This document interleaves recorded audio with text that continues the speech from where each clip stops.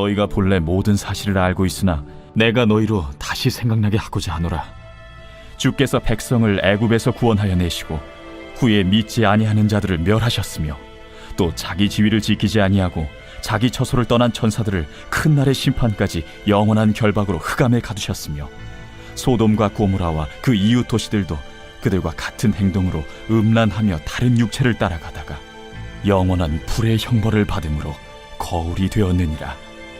그러한데 꿈꾸는 이 사람들도 그와 같이 육체를 더럽히며 권위를 업신여기며 영광을 비방하는도다. 천사장 미가엘이 모세의 시체에 관하여 마귀와 다투어 변론할 때에 감히 비방하는 판결을 내리지 못하고 다만 말하되 주께서 너를 꾸짖으시기를 원하노라 하였거늘 이 사람들은 무엇이든지 그 알지 못하는 것을 비방하는도다. 또 그들은 이성 없는 짐승같이 본능으로 아는 그것으로 멸망하느니라. 화 있을진저 이 사람들이여, 가인의 길에 행하였으며 삭슬 위하여 발람의 어그러진 길로 몰려갔으며 고라의 패역을 따라 멸망을 받았도다. 그들은 기탄 없이 너희와 함께 먹으니 너희의 애찬의 암초요 자기 몸만 기르는 목자요 바람에 불려가는 물 없는 구름이요 죽고 또 죽어 뿌리같이 뽑힌 열매 없는 가을나무요 자기 수치의 거품을 뿜는 바다의 거친 물결이요 영원히 예비된 캄캄한 흑암으로 돌아갈 유리하는 별들이라. 아담의 7대손 에녹이 이 사람들에 대하여도 예언하여 이르되 보라, 주께서 그 수만의 거룩한 자와 함께 임하셨나니 이는 무사람을 심판하사 모든 경건하지 않은 자가 경건하지 않게 행한 모든 경건하지 않은 일과 또 경건하지 않은 죄인들이 주를 거슬러 한 모든 완악한 말로 말미암아 그들을 정죄하려 하심이라 하였느니라. 이 사람들은 원망하는 자며 불만을 토하는 자며 그 정욕대로 행하는 자라. 그 입으로 자랑하는 말을 하며 이익을 위하여 아첨하느니라. 오늘은 경계하라라는 제목으로 하나님 말씀 증거하겠습니다. 오늘 설교 제목이 경계하라인데요. 여러분, 경계라는 말을 들으면 어떤 생각, 또 어떤 이미지, 어떤 느낌이 떠오르십니까? 저는 이 경계하라에서 경계라는 말을 들으면 군시절이 떠오릅니다. 제가 군시절 밤을 꼴딱 새면서 바다의 해안선을 지키는 그런 군인으로 근무를 했었습니다. 혹시 여러분 2003년부터 2005년까지 약 2년 동안 혹시 밤에 두 발 뻗고 잠 잘 주무시지 않았습니까? 그때 제가 동해 바다를 지키고 있었기 때문에 그런 것입니다. 그런데 왜 경계라는 단어를 들으면 제가 군시절이 떠오르느냐? 제가 맡았던 그 해안선을 지키는 임무의 이름, 이제 군대용어로 작전명이 바로 해안 경계 작전이었기 때문입니다. 그렇다면 무엇을 경계했느냐? 경계한 것은 우선 적군이죠. 초소에 들어가서 밤새도록 먼 바다부터 가까운 바다까지 또 좌우로 넓게 시선을 펼쳐서 혹시 있을지 모를 적군의 침투를 계속 살피고 경계했었습니다. 그런데 이렇게 적군을 경계하는 것만큼이나 경계했던 것이 또 있습니다. 무엇이냐? 바로 순찰 오시는 소대장님이었습니다. 소대장님이 밤중에 깜깜할 때 오십니다. 물론 소대장님이 오신 줄 알죠. 소대장님 외에는 올 사람이 없기 때문에 적군은 잘 오지 않습니다. 그런데 일단 소대장님인 걸 알지만 총을 겨누고 암호를 주고받고 우리의 아군이라는 것을 서로 확인을 해야 됩니다. 그런데 문제는 적군도 불시에 침투하지만 소대장님도 불시에 오신다라는 것이 문제였습니다. 되게 성경적이지 않습니까? 하늘의 천사들도 아들도 예수님이 언제 오실지 모른다고 했는데 소대장님도 주님처럼 언제 오실지 모르고 언제 오실지 병장님도 모르시고 상병님도 몰랐습니다. 게다가 소대장님은 눈앞에 바다로 순찰을 오시는 게 아니라 좌우 뒤쪽으로 오시기 때문에 그래서 바다 쪽으로는 적군의 침투를 경계했어야만 했고 또 좌우로는 또 뒤쪽으로는 소대장님의 침투를 잘 경계하는 것이 제가 맡은 임무였었습니다. 적군은 2년 동안 한 번도 침투한 적이 없습니다. 그런데 소대장님은 매일 밤 순찰 오셨기 때문에 사실상 적군보다 더 적군처럼 느껴지는 존재가 소대장님이었습니다. 이렇게 사방팔방을 다 경계해야만 하는 것이 제가 군 시절 감당해야 했던 해안 경계 작전의 어려움이었죠. 여러분, 제가 경계와 관련된 군대 이야기를 했는데요, 우리 신앙생활도 마찬가지입니다. 우는 사자와 같이 사단이 성도를 삼키려고 호시탐탐 노리고 있습니다. 이 땅의 주님의 교회도 비슷합니다. 이 땅에 세워진 교회를 무너뜨리고 어떻게든 분열시키고 어떻게든 서로 다투게 만들기 위해서 사단은 항상 기회를 엿보고 있습니다. 그래서 우리 신앙생활도 경계와 같습니다. 매일매일 사방팔방으로부터 다가오는 사단의 공격을 계속해서 경계해야만 하는 것이 우리의 신앙생활이라는 것입니다. 지난주부터 살펴보고 있는 이 유다서의 핵심 내용도 초대교회 가운데 가만히 들어온 거짓 교사들, 우리가 쉽게 흔히 말하는 이단들을 경계하라는 메시지입니다.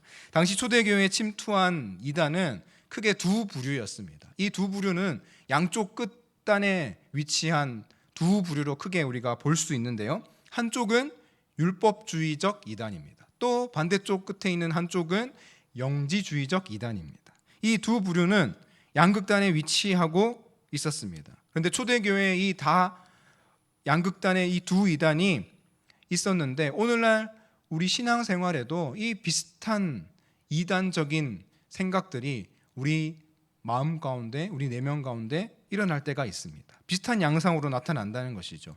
여러분들 신앙생활에는 이 양극단의 두 이단 중에 어떤 양상이 나타나는지 제가 한 가지 두 이단을 설명해 볼 텐데 한번 점검해 보시기 바랍니다. 먼저 율법주의적 이단은 말 그대로 율법을 지켜야 한다는 한쪽 극단입니다. 여러분, 지난주 수요 예배 말씀 제목이 기억나십니까? 네, 어제 일도 우리가 생각을 못하는데 지난주 설교 제목은 다 알고 계시는데 말씀 안 하신 줄로 믿습니다. 힘써 싸우라 였습니다. 3절에 나오죠. 유다가 편지를 시작하면서 무엇을 위하여 힘써 싸우라고 했습니까? 단번에 주신 믿음의 도를 위하여 힘써 싸우라고 했습니다. 여기서 단번에라는 이 표현, 이 단어가 원어로는 하팍스라는 단어인데 어떤 뜻이냐? 딱 한 번만에, 한 번에 영원히라는 의미입니다. 이 하팍스라는 단어, 단번에라는 표현은 십자가의 사건을 가장 우리에게 효과적으로 설명해 주는 그런 표현입니다. 십자가의 단 한 번의 사건이 모든 인류의 죄를 영원토록 해결하시고 모든 인류에게 영원한 구원을 딱 한 번만에 이루셨다라는 그 예수님의 십자가 구원 사역을 가장 효과적으로 설명해 주는 표현이 이 단번에라는 표현입니다. 그런데 이 단번에라는 표현이 율법주의적 이단들이 가장 불편하게 여기는 부분이었습니다. 어떻게 하나님이 우리를 구원하시는데 단번에 믿음을 주시고 그렇게 쉽게 간단하게 해결할 수 있느냐? 우리도 뭔가 좀 보태드려야 하지 않을까? 우리도 뭔가 좀 행해야 그게 합리적인 것 아닌가라고 생각하기 시작하는 것이 바로 율법주의적 이단의 시작입니다. 여러분, 이거 합리적인 생각입니까? 만약 사람과 사람 사이에, 인격과 인격 사이의 관계라면 이것이 합리적일지 모릅니다. 그런데 신과 인간 사이에, 신격과 인격 사이에 벌어지는 일이라면 이것은 결코 합리적이라 할 수 없죠. 오늘날 신앙생활하는 우리에게도 이것이 합리적으로 다가오고 이것이 합리적으로 보이는 것처럼 느껴질 때가 있습니다. 내가 그래도 교사로 섬겨야지, 내가 그래도 성가대로 섬겨야지, 내가 그래도 새벽 예배는 나가야지, 그래도 내가 금요 기도회는 나가야지, 주일 예배는 기본이니까요. 그런데 우리가 믿음과 구원을 오해하기 시작하면 이 섬기는 일, 예배 참석하는 일이 옳은 일임에도 불구하고 점점 변질되어져 갑니다. 어떻게 변질되어져 가죠? 내가 그래도 교사로 성가대로 섬겨 드려야지, 내가 그래도 새벽 기도회 또 금요일 기도회 정도는 나가 드려야지 라고 변질되기 시작하는 것입니다. 이것이 곧 2021년 최신 버전의 율법주의적 이단의 모습이라는 것이죠. 여러분, 당장 올해를 끝으로 교사, 성가대 다 그만두시라는 얘기는 절대 아닙니다. 새벽 기도에 잘 나오고 계시고 금요 기도에 잘 나오고 계시면 계속 나오십시오. 그런 얘기가 아닙니다. 다만 우리는 율법주의가 아니라 은혜의 원리로 우리의 신앙생활을, 우리의 믿음의 상태를, 우리의 구원을 해석해야 한다라는 것입니다. 우리의 그 어떤 행위나 율법으로도, 우리의 그 어떤 의로도 하나님이 우리를 의롭다 하신 은혜에 조금도 더하거나 조금도 보탤 수 없습니다. 100%, 순도 100% 하나님의 은혜로 우리는 구원받은 하나님의 자녀라는 사실을 기억하시기 바랍니다. 반대로 반대쪽 극단에는, 한쪽 극단에는 율법주의적 이단이 있었다면 반대쪽 극단에는 영지주의적 이단이 있습니다. 우리가 지난 몇 개월 동안 서신서를 수요일마다 우리가 살펴보면서 여러 번 영지주의에 대해서 들어서 잘 알고 계실 것입니다. 영지주의는 영혼과 육체를 철저하게 분리시켰습니다. 분리시킨 후에 이 영혼은 아주 고귀한 것으로 여기고 이 육체는 아주 저급하고 아주 필요 없고 무의미한 것으로 여겼습니다. 그래서 이 육체의 존재 자체를 부인한 나머지 이 육체가 범하는 죄도 내가 지은 것 아니다, 지어도 상관없다라고 부정하기에 이르렀습니다. 이러한 생각은 결국 인간을 방탕과 방종으로 이끌어갈 뿐이죠. 4절 말씀, 우리가 오늘 읽지 않았는데 지난주 말씀 4절 말씀 중간을 보시면 우리 하나님의 은혜를 도리어 어떠한 것으로 바꾸었다고 합니까? 방탕한 것으로 바꾸었다라고 말하죠. 영지주의적 이단들은 하나님의 은혜를 교묘히 바꾸어서 방탕한 생활을 일삼기 시작했습니다. 육체의 죄를 방종하기 시작했습니다. 영혼은 구원받고 육체는 내 마음대로 굴리고 얼마나 하고 싶은 대로 할 수 있는 얼마나 편리한 그런 신앙입니까? 그래서 이 영지주의적 이단들은 이러한 편리성과 또 방탕과 방종을 내세워서 초대교회 많은 성도들을 유혹하고 그리스도인들을 이 영지주의로 끌어들이기 시작한 것입니다. 오늘날 신앙생활하는 우리에게는 이 영지주의적 이단의 모습이 어떻게 나타날까요? 예수 그리스도께서 우리의 모든 죄를, 과거에 지었던 모든 죄, 현재 짓고 있는 이 죄, 그리고 앞으로 지을, 내가 차곡차곡 지어갈 그 모든 죄까지도 십자가에서 이미 대속하셨잖아. 그러니 값을 치르셨잖아. 그러니 우리가 자유롭게 죄를 지어도 우리를 향해 선포하신 이 구원은 절대로 흔들리지 않는다, 절대로 변하지 않는다라고 우리가 생각할 때가 있습니다. 이렇게 적극적인 형태로 생각하지 않는다 할지라도 우리가 소극적인 형태로 하나님 이미 지은 죄를 어떡합니까? 하나님 어차피 또 용서해 주실 거잖아요. 이렇게 우리가 죄에 대해서 가볍게 여기고 죄에 대해서 무뎌지기 시작하면, 우리 가운데 회개가 사라지기 시작하면 이건 역시 소극적인 형태의 영지주의적 이단의 양상이라는 것입니다. 여러분, 물론 우리 중에 앞으로 단 한 번의 죄도 짓지 않을 사람은 아무도 없습니다. 하지만 중요한 것은 무엇입니까? 정말로 하나님의 은혜를 아는 사람은, 정말로 하나님의 은혜를 누린 사람은, 정말로 하나님의 은혜를 제대로 맛본 사람은 우리의 죄의 문제 앞에서 우리의 연약함을 인정하고 우리의 죄 문제를 하나님 앞에 두고 엎드리는 그런 사람들이죠. 이것이 참된 신앙인의 증거라는 것입니다. 이렇게 초대교회 당시에 한쪽에는 율법주의적 이단이, 또 한쪽에는 영지주의적 이단이 딱 하고 자리 잡고 있으니 얼마나 신앙생활이 힘들었겠습니까? 여러분들의 신앙생활에는 이 양쪽 양상 중에 어느 쪽이 더 많이 나타난다고 생각하십니까? 율법주의적 이단입니까? 아니면 영지주의적 이단입니까? 그런데 가만히 생각해 보면 아마 들으시면서 그런 생각을 하셨을 것 같습니다. 사실은 두 가지가 다 우리 삶 가운데 교묘하게 나타나고 있다는 것입니다. 때로 우리는 의심하죠. 단번에 하나님이 나를 구원하셨다고? 아이고, 어떻게 그래도 송구스럽잖아. 그러면서 나도 모르게 뭔가 하려고 하죠. 뭔가 이루려고 하죠. 뭔가 내 선행을 행동하고 나서야만 내가 좀 괜찮은 그리스도인이 되었다라고 안도감을 가질 때가 있습니다. 이게 바로 율법주의입니다. 또 때로는 어차피 하나님 구원해 주셨잖아. 내가 예수 그리스도를 나의 구원자로 고백했잖아. 어차피 하나님 날 사랑하신다고 나에게 여러 번 말씀하셨어. 그러면서 이쯤이야 라고 서슴없이 죄악의 자리에 우리를 내어주고 말 때가 있죠. 고민 없이 죄를 선택할 때가 있죠. 눈 하나 깜빡하지 않으면서 하나님 저를 구원하셨잖아요. 그렇고 말고요. 아멘, 믿습니다. 회개합니다. 이렇게 쉽게 회개를 해버리고 말 때가 있죠. 이것이 방탕이 아니고 무엇이겠습니까? 이것이 바로 방탕하고 방종하는 영지주의적 이단의 양상이라는 것입니다. 우리 인간은 이 양극단의 율법주의와 영지주의를 왔다 갔다 하면서 계속 고민하고 고뇌하는 연약한 존재입니다. 매우 위험한 줄타기를 계속해서 하고 있는 것입니다. 그래서 이 양극단 사이를 오가는 우리는 문제가 발생하죠. 믿음이 흔들리고 우리의 구원의 확신이 수시로 흔들리고 무너져 버릴 때가 있다라는 것입니다. 오늘 유다의 편지를 받고 있는 초대교회도 가만히 들어온 몇 사람, 한쪽 끝에서는 율법주의를 외쳐대고 또 한쪽 끝에서는 영지주의를 외쳐대는 이 몇 사람들 때문에 우리가 똑같은 고민에 빠져 있었습니다. 그래서 유다는 이 편지를 쓰면서 초대교회 성도들에게 참된 그리스도인의 존재는 무엇이냐, 참된 그리스도인의 정체성은 무엇이냐에 대해서 오늘 말해주고 있는데 오늘 두 가지로 함께 살펴보기 원합니다. 첫 번째로 유다는 내가 누구인지 기억하라 라고 우리에게 권면합니다. 여러분 질문 드립니다. 우리는 누구입니까? 우리는 어떤 존재입니까? 유다는 1절에서 이렇게 말합니다. 1절 말씀 같이 읽어볼까요? 시작.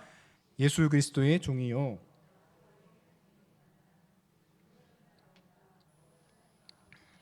사랑을 얻고 예수 그리스도를 위하여 지키심을 받은 자들에게 편지하노라. 유다가 쓴 편지의 시작인 1절에 의하면 우리는 누구이죠? 우리는 부르심 받은 자입니다. 부르심 받았다는 것은 딱 하고 선택받고 지명받았다라는 그런 뜻입니다. 바로 너야, 너라고 하나님이 우리를 정하고 선택하셨습니다. 그런데 정하고 선택하신 이유와 근거가 무엇이죠? 바로 뒤에 이어지는 곧 하나님 아버지 안에서 사랑을 얻고 예수 그리스도를 위하여 지키심을 받은 자. 정리하면 쉽게 말하면 유다가 말하는 성도의 존재 규정, 성도가 기억해야 하는 존재 규정은 무엇입니까? 예수 그리스도와 십자가라는 보증을 받아서 하나님 아버지의 사랑의 대상으로 선택받은 존재, 찜받은 존재가 바로 우리 성도라는 것입니다. 여러분 그리스도인의 존재 규정, 그리스도인의 존재 기준은 우리에게 있지 않습니다. 오직 하나님의 사랑에 근거하여만 우리의 존재 규정을 규정할 수 있습니다. 예수 그리스도와 십자가를 통해서 가장 확실하게 또 가장 극적으로 우리에게 우리의 존재 규정을 하나님께서 친히 설명해 주시고 보여주셨습니다. 그런데 우리는 이렇게 확실하게 증명된 사실을 자주 망각하죠. 그것이 문제이죠. 우리의 존재 규정을 이 십자가와 복음과 예수 그리스도로 존재 규정 짓기보다는 다른 곳에서 계속해서 시도하려고 합니다. 그 시도가 무엇이냐? 나라는 존재를 타인과의 비교를 통해 증명하려고 끊임없이 시도합니다. 여러분 우리의 인생사를 가만히 살펴보면 사실은 우리가 살아가는 인생이 다른 사람과의 비교, 다른 사람과의 어떤 더 못하냐, 더 낫냐라는 이 비교를 하는데 얼마나 많은 시간을 허비하는지 모르겠습니다. 이런 것이죠. 나보다 조금 잘난 사람이 있으면 부러워합니다. 괜히 주눅이 들죠. 그 사람과 나를 비교하다 보면 나라는 존재가 너무 시시하게 느껴지고 괜히 그 앞에서 아무 말도 못하고 혼자 끙끙 앓습니다. 또 반대로 나보다 조금 못난 사람이 있으면 괜히 우쭐해집니다. 어깨가 올라가고 그 상대와 비교하면서 나는 그대로 있을 뿐인데 내 존재 가치가 상대적으로 올라간 것처럼 그렇게 느껴질 때가 있죠. 이 습성이 얼마나 우리를 피곤하게 만들고 우리를 얼마나 괴롭게 만드는지 모릅니다. 제가 2012년도에 전도사로 사역을 처음 시작을 했습니다. 이 이야기는 제가 늘 마음속으로만 묵상하던 이야기인데 오늘 처음으로 여러분들에게 고백한 아주 부끄러운 이야기입니다. 제가 처음 사역한 교회는 주일에 영화부부터 고등부까지 주일학교 학생들만 한 3,000명 정도 모이는 아주 큰 교회였습니다. 그러다 보니 주일학교를 섬기는 전도사님들이 한 학년마다 이렇게 배치가 되어 있었어요. 그래서 거의 15명 정도 목사님도 계셨으니까 전도사님들만 15명 정도 이렇게 있었습니다. 지금 와서 생각해 보면 와, 그때 그 전도사님 하나같이 모두 하나같이 저보다 훌륭하신 분들이었어요. 그런데 당시에 저는 지금처럼 생각하지 않았습니다. 제 속에 비교의식이 충만했어요. 나라는 존재를 타인과의 비교를 통해 증명하려는 비교의식이 제 안에 가득 차 있었습니다. 그래서 부끄러운 고백이지만 그 당시에 저는 한 15명 중에 한 10명쯤은 저보다 좀 못하다 이렇게 생각했습니다. 되게 부끄럽네요. 그 10명과 저를 비교하면 저는 꽤 능력 있고 괜찮은 사람, 성격도 괜찮고 사역도 괜찮고 모든 면이 괜찮다라고 그렇게 우쭐해하면서 내가 좀 잘났구나 이렇게 생각을 했었습니다. 그런데 나머지 이제 10명 빼고 5명이지 않습니까? 이 5명은 저에게 벽과 같은 존재였습니다. 요리 보고 조리 보고 아무리 저랑 비교해봐도 저보다 훨씬 나아 보였습니다.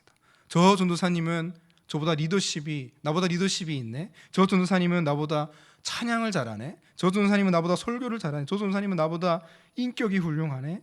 그래서 저는 사역하는데 써야 할 많은 에너지를 이 다른 전도사님들과 저를 비교하는데, 특별히 이 벽과 같은 5명의 이 전도사님과 저를 비교하는데 많이 썼던 것 같아요.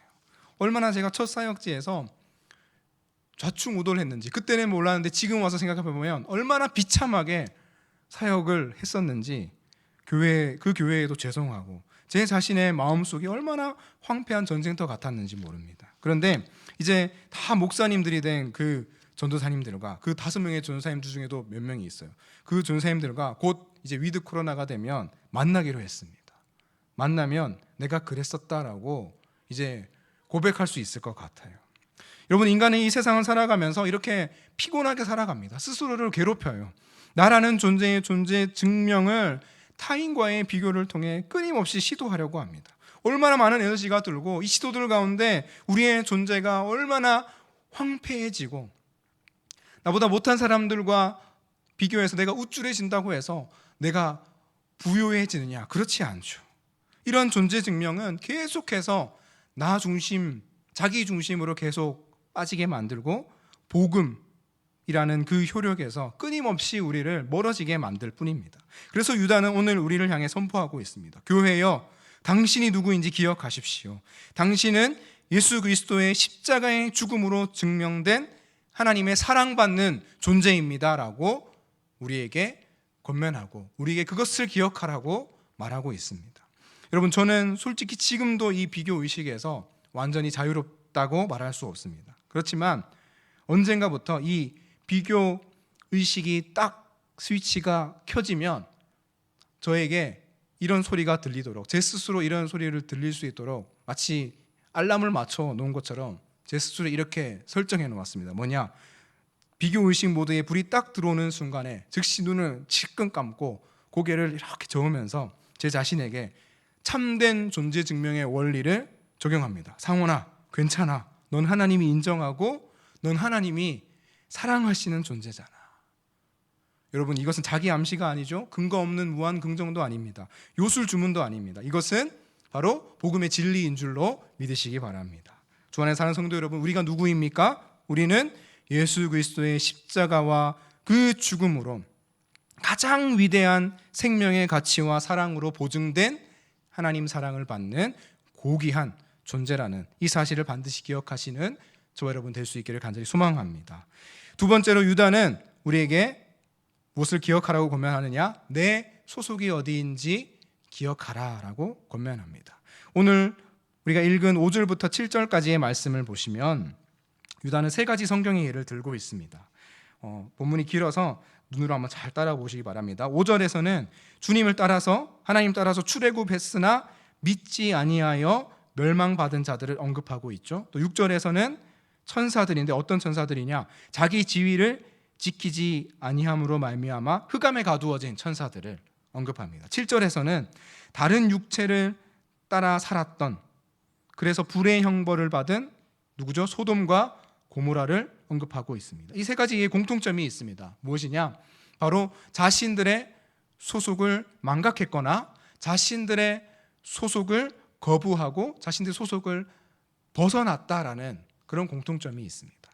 소속을 잃은 예들이죠. 그런데 11절에 보시면 또 3가지 성경의 예가 이번에 짧게 이렇게 되어 있습니다. 11절 말씀, 화 있을진저 이 사람들이여 가인의 길에 행하였으며 삭스를 위하여 발람의 어그러진 길로 몰려갔으며 고라의 패역을 따라 멸망을 받았도다. 3가지 예가 있죠. 가인의 길로 갔다라는 것은 관용적인 표현입니다. 가인에 대한 고대의 여러 가지 기록들을 보면 가인은 성경에는 아벨을 살해했다, 그걸로 끝이지만 이 살해한 후에 어떻게 살았느냐? 하나님을 배격하고 철저히 대적하는 삶을 살았던 사람으로 이 초대 교회에는 딱 이미지가 박혀 있었습니다. 가인의 길에 행하였다라는 그런 표현이죠. 또 발람은 신명기 23장에 자신의 삭슬 또 자신의 배를 채우기 위해 하나님을 아주 쉽게 배신했던 사람이죠. 또 고라 자손들 아시죠? 민수기 16장을 보면 하나님이 세우신 지도자 모세를 거부하고 그 뜻을 거역하고 그때 땅이 갈라져서 멸망하고만 고라 자손들. 이 5절, 6절, 7절과 그리고 방금 읽은 11절의 세 가지 총 6가지의 예들을 보면 공통점이 있습니다. 출애굽한 이스라엘 백성도 그리고 천사도 또 소돔과 고모라 성 사람들도 그리고 가인, 발람, 고라 자손들도 이 모든 사람들이 분명히 하나님 백성의 소속이었는데 하나님께 속한 사람들이었는데 어느샌가 자신들의 뜻과 의지와 선택에 따라서 하나님의 백성이라는 이 소속을 거부하고 벗어난 성경의 예들입니다. 여러분, 유다가 이러한 예들, 소속을 망각하고 벗어난 예들을 여러 개 들고 있는 이유가 있습니다. 바로 초대교회에 가만히 침투한 영지주의적 이단들도 이러한 성경의 예와 똑같다라는 것을 말하기 위해서입니다. 영지주의적 이단들은 어떤 사람들이었느냐? 8절 말씀을 보시면 그러한데 꿈꾸는 이 사람들이 영지주의자들이거든요. 이 사람들도 그와 같이 육체를 더럽히며 권위를 업신여기며 영광을 비방하는도다. 영지주의적 이단들은 하나님의 권위를 업신여겼습니다. 하나님의 영광을 무시했습니다. 그래서 아까 말씀드린 것처럼 육체를 방탕과 방종의 수단으로 아주 저급한 것으로 삼았습니다. 그래서 9절을 보시면 비교합니다. 인간보다 우월하고 영적인 존재가 바로 천사이거든요. 근데 9절 말씀에 천사가 어떻게 하나님의 권위를 인정했는지 말해주고 있습니다. 9절 말씀, 천사장 미가엘이 모세의 시체에 관하여 마귀와 다투어 변론할 때에 감히 비방하는 판결을 내리지 못하고 다만 말하되 주께서 너를 꾸짖으시기를 원하노라 하였거늘. 무슨 뜻입니까? 천사장 미가엘도, 고귀한 존재인 천사장 미가엘도 마귀와 다투면서 나 천사장이야, 너 그렇게 하면 큰일 나, 이렇게 자기 권위를 내세우기보다 하나님께서 주께서 너를 꾸짖으시기를 원한다라고 하나님의 권위 그리고 자신의 천사로서의 소속을 분명히 밝히고 기억했다라는 것입니다. 그런데 영지주의적 이단들은 어떻다는 거죠? 경거망동 행동하죠. 그들도 똑같은 인간입니다. 하나님 앞에서는 비록 선택받지 못했을지는 모르지만 똑같은 피조물이에요. 그런데 하나님의 권위를 업신여기고 하나님의 영광을 무시하는 피조물이라는 소속을 거부하는 그런 사람들이었습니다. 그래서 10절 말씀, 이 사람들은 무엇이든지 그 알지 못하는 것을 비방하는도다. 또 그들은 이성 없는 짐승같이 본능으로 아는 그것으로 멸망하느니라. 결국 이들은 하나님을 비방하고 이성을 잃은 짐승처럼 본능적으로 육체를 방탕과 방종의 수단으로 삼았던 것입니다.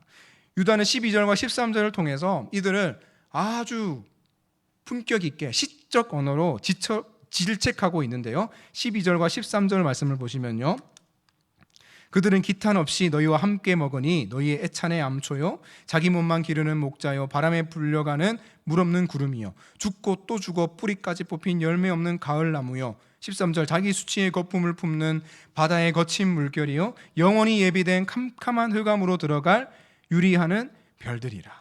아주 강렬하게 시적인 언어를 사용하면서 비판하고 있습니다. 제가 이과 출신이고 공대 출신이라서 이 시적 언어를 잘 이해가 되지 않아서 여러 책을 살펴봤습니다. 6가지인데요. 어떻게 비난하고 있느냐? 첫 번째 12절부터 보시면요, 그들은 기탄 없이 너희와 함께 먹으니 너희의 애찬의 암초다. 육체를 더럽히는 더러운 부정한 자들이 교회의 애찬에 함부로 참여해서 교회를 더럽힌다, 그런 의미입니다. 또 그 다음에 자기 몸만 기르는 목자다. 목자는 어떤 존재죠? 양떼를 돌봐야 하는 존재인데 이 영지주의적 이단들은 교회를 시끄럽게 하고 자기 배만 결국 채우는 사꾼이라는 것입니다. 또 세 번째, 바람에 불려가는 물 없는 구름이다. 실체가 없다. 속빈 강정과 같다, 그런 뜻이죠. 또 죽고 죽어 뿌리까지 뽑힌 열매 없는 가을 나무다. 생명력이 없는 죽은 존재와 같다, 이런 뜻이고요. 13절 자기 수치의 거품을 뿜는 바다의 거친 물결이다. 부끄러운 줄도 모르고 자신의 정욕대로 숨길 수 있다라고 자신의 정욕대로 육체를 마음껏 방탕과 방종으로 살아가지만 사실은 다 그 부끄러움을 드러내고 있는 자들이다라는 뜻이고요. 마지막으로 영원히 예비된 캄캄한 흑암으로 돌아갈 유리하는 별들이라. 결국 그들은 어떤 존재라는 거죠? 어둠과 또 죽음으로, 흑암으로 내달리는 비참한 존재라는 그런 뜻입니다. 여러분, 유다가 강렬한 이 시적인 언어를 사용해 가면서 초대교회에 가만히 침투한 영지주의자들을 아주 신랄하게 비판하는 이유가 무엇입니까? 1차적으로는 이 거룩한 하나님의 교회를 물들이는 모든 행위를 당장 그만둬라, 너희들 내가 못 참겠다, 그만둬라 라는 경고의 메시지이겠죠, 당사자들에게 주는. 그리고 2차적으로는 초대교회의 성도들에게도 분명히 전하고자 하는 메시지가 있을 것입니다. 유다가 말하고자 하는 핵심은 무엇이죠? 저 영지주의적 이단들을 보라. 하나님의 권위를 업신여기고 하나님의 영광을 알지 못하고 피조물된 자기들의 소속과 위치를 다 거부한 채 마음대로 살아가고 있지 않느냐. 그런데 성도요 그리스도인 된 너희들이 저들의 과오를 그대로 밟아서야 되겠느냐. 성경의 예들을 봐라. 결국 어떻게 되었는지 똑똑히 보라고 초대교회 그리스도인들에게도 이 메시지를 주고 있는 것입니다. 주안의 사랑 성도 여러분, 우리의 소속은 어디입니까? 우리의 소속은 하나님의 백성이요 하나님의 자녀인 줄로 믿습니다. 우리의 소속을 우리가 기억해야만 우리가 흔들리지 않고 하나님만 경외하며 하나님만 사랑하며 우리의 믿음을 지키며 살아갈 수 있을 것이고, 우리의 소속을 기억해야만 우리를 호시탐탐 노리고 있는 우는 사자와 같은 사단의 공격도 충분히 경계하며 우리의 신앙을 지킬 수 있을 것입니다. 말씀을 맺겠습니다. 여러분, 유다가 이단의 양극단 사이에서 고뇌하는 초대교회 성도들에게 그리스도인은 어떤 존재인지 정체성에 관해서 두 가지를 이야기했습니다. 첫째는 내가 누구인지 기억하라 것이었고, 둘째는 내 소속이 어디인지 기억하라는 것이었습니다. 그런데 이 두 가지 이 명제, 내가 누구인지 내 소속이 어디인지 기억하라는 이 두 가지 권면만 보면 우리 존재 기준이 마치 우리인 것처럼, 나인 것처럼 보인다라는 것이죠. 하지만 이 질문에 대한 대답에는 내가 없었습니다. 나는 없었습니다. 우리 인생의 정답은 절대로 내가 될 수 없습니다. 내가 주인하는 나라는, 내가 주인 노릇하는 나라는 존재, 나라는 인생은 절대로 만족할 수도 화평할 수도 참된 기쁨도 없음을 믿으시기 바랍니다. 내가 누구인지 기억하라 해서 나는 누구였죠? 나로 규정짓지 않았습니다. 하나님으로부터 규정이 되었죠. 나는 누구라고 했죠? 예수 그리스도와 십자가로 보증받은 하나님의 사랑 안에 거하는 존재. 두 번째로 내 소속이 어디인지 기억하라 해서도 나는 없었습니다. 나는 어디에 소속되어 있었습니까? 나는 하나님의 백성이요 하나님의 자녀였습니다. 그래서 여러분, 성도의 존재 기준은 언제나 내가 아닙니다. 성도의 존재 기준은 오직 하나님이신 줄 믿습니다. 성도의 존재 기준은 오직 하나님이셔야만 합니다. 우리의 존재 기준은 오직 하나님의 사랑과 하나님의 소속 아래에 있는 줄로 믿습니다. 오직 하나님으로만 우리의 존재 기준이 세워지고 결정되어지는 저 여러분의 복된 삶이 될 수 있기를 예수 그리스도의 이름으로 축원합니다. 제가 말씀을 기억하며 기도하겠습니다. 우리 존재 기준은 내가 아니라 하나님이십니다. 하나님이 우리를 사랑하고 하나님이 우리를 선택하셨다는 사실 마음에 새기게 하여 주옵소서. 영원까지, 죽음까지가 아니라 영원까지 우리의 소속은 하나님의 백성이요 하나님의 자녀라는 사실을 마음속에 새기고 우리의 신앙을 끝까지 지키는 참된 성도 되게 하여 주옵소서. 이 시간 주님의 이름 부르고 기도하며 나가겠습니다.